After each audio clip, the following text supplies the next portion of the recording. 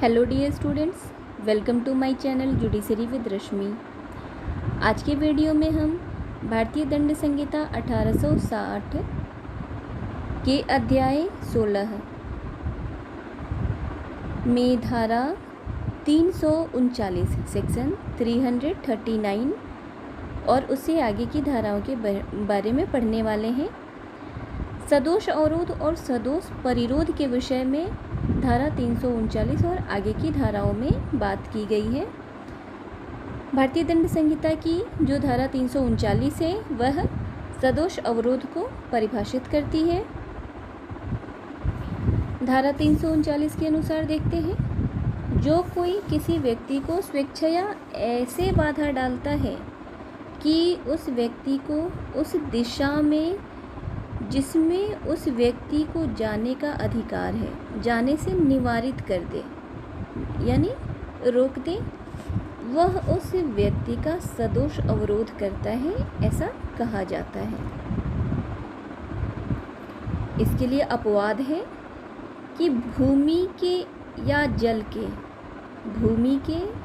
या जल के किसी प्राइवेट मार्ग में बाधा डालना जिसके संबंध में किसी व्यक्ति को सद्भावपूर्वक विश्वास है कि वहाँ बाधा डालने का उसे विधिपूर्ण अधिकार है, इस धारा के अर्थ के अंतर्गत अपराध नहीं है। धारा 339 ये कह रही है कि कोई व्यक्ति जो है वह किसी व्यक्ति को स्वेच्छया ऐसा बाधा डालता है कि उस व्यक्ति को उस दिशा में जिसमें उस व्यक्ति को जाने का अधिकार है वह जाने से निवारित कर देता है, तो ऐसी दशा में उस व्यक्ति का सदोष अवरोध करता है और ऐसा अवरोध डालने वाला व्यक्ति सदोष अवरोध का अपराधी है।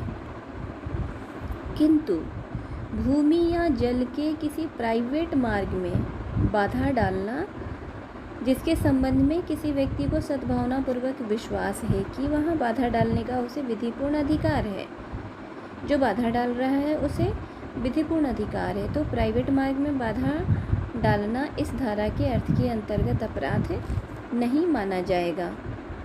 दृष्टांत के माध्यम से इसे समझने का प्रयास करते हैं। क एक मार्ग में जिससे होकर जाने का य का अधिकार है, सद्भावपूर्वक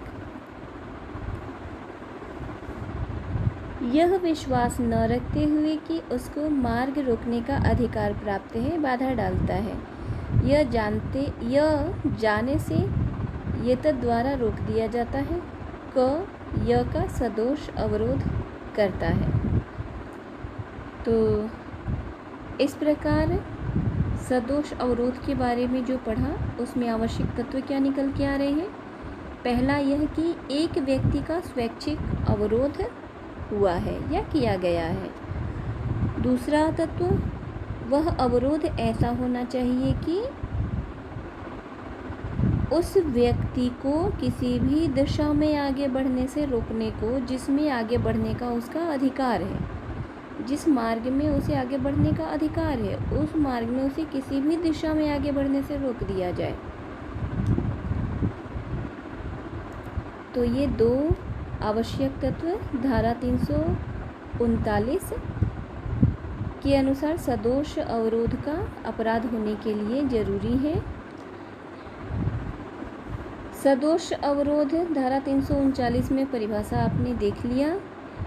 इसमें स्वतंत्रता पर आंशिक प्रतिबंध लगाया गया है, तो यह अपराध है लेकिन अपकृत्य नहीं है।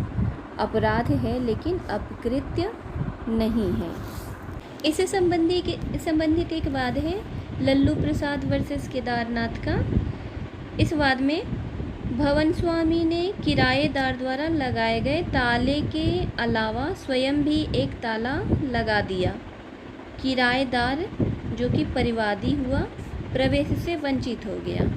तो यहाँ पे गृह स्वामी ने सदोष अवरोध के संबंधित अपराध किया। सदोष अवरोध के लिए जो गृहस्वामी होगा वह यहाँ पे दोषी ठहराया गया लल्लू प्रसाद वर्सेस केदारनाथ के वाद में।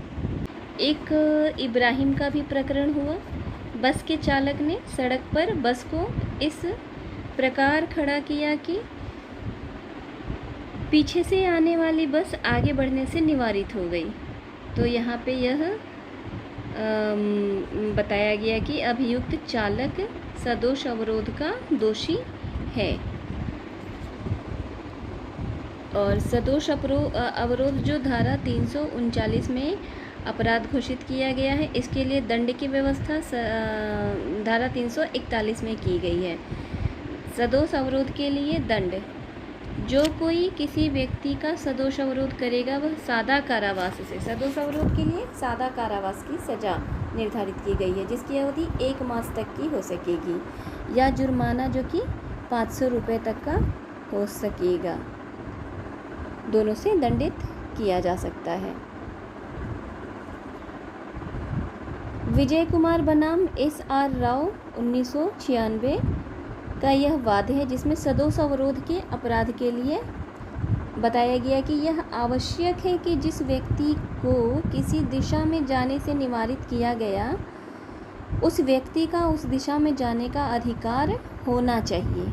वह जिस दिशा में उसे जाने से निवारित किया गया, जिस मार्ग की ओर, वह प्राइवेट मार्ग या किसी अन्य के अधिकार में नहीं होना चाहिए, बल्कि जिसे निवारित किया गया है उसका उस दिशा में आगे बढ़ने का अधिकार होना जरूरी है।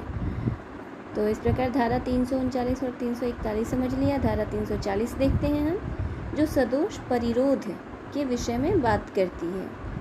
सदोष परिरोध, जो कोई किसी व्यक्ति का इस प्रकार सदोष अवरोध करता है कि उस व्यक्ति को निश्चित परिसीमा से परे जाने से निवारित कर दे, वह उस व्यक्ति का सदोष परिरोध करता है, यह कहा जाता है।